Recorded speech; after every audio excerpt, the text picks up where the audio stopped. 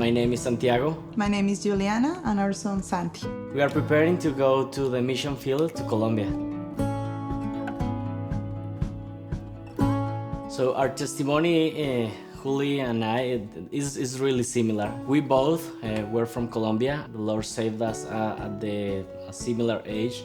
We became saved at a youth Bible study.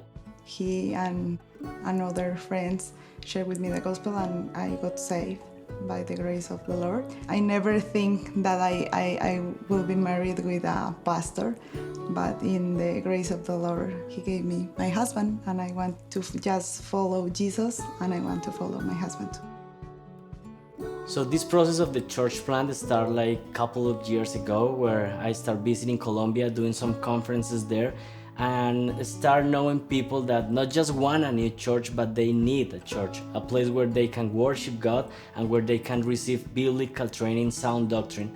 So after that, we start meeting and getting together by Zoom and Skype meetings, and that's the way that a key group started there in Cali, Colombia.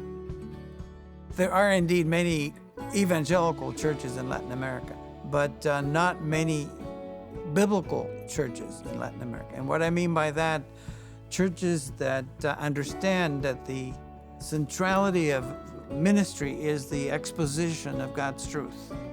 I have seen, and this is the truth, I've seen very few people who have the commitment and energy and desire to do what they're going to do, such as Santi has. Very few guys that I've met over the years who have that zeal for going and planting a church or beginning a church that is truly committed to biblical principles. I think probably the biggest quality that's going to help Santi and Juli minister in Colombia is just their genuine godliness. I've been just blessed by the way he serves at our church without asking for anything in return, and just does so humbly and kindly. And I think one of the qualities that is most needed in a missionary is just being able to connect with people, connect people to one another, and get ministry done. So I'm excited to see what the Lord's going to do through their ministry in Colombia. We're very grateful at Grace Church to have had the privilege of having Santiago and Juliana be a part of our ministry here. What we've observed in their life is what gives us confidence about supporting them and going back to Colombia.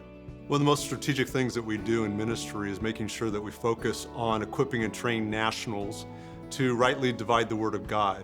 So somebody who understands the culture has the ability to apply the Scriptures to address the particular issues in that culture that compete with the truth. You have to understand we're called to engage in a battle, and that requires courage. And I see that in Santiago. He's a man of conviction. He's going to lead, yes, in a gracious and humble fashion. He's going to be a strong leader in those other regards, but he's going to be courageous. And if there's ever a time that the church needs courageous leaders, it's today. Our plan and prayers are to establish a biblical church in Cali. At the same time, we will also be working to start a training center for pastors, where faithful men can be trained and equipped to be qualified pastors and elders for other churches around the country. Cali is one of the main cities in Colombia, with a population close to 4 million.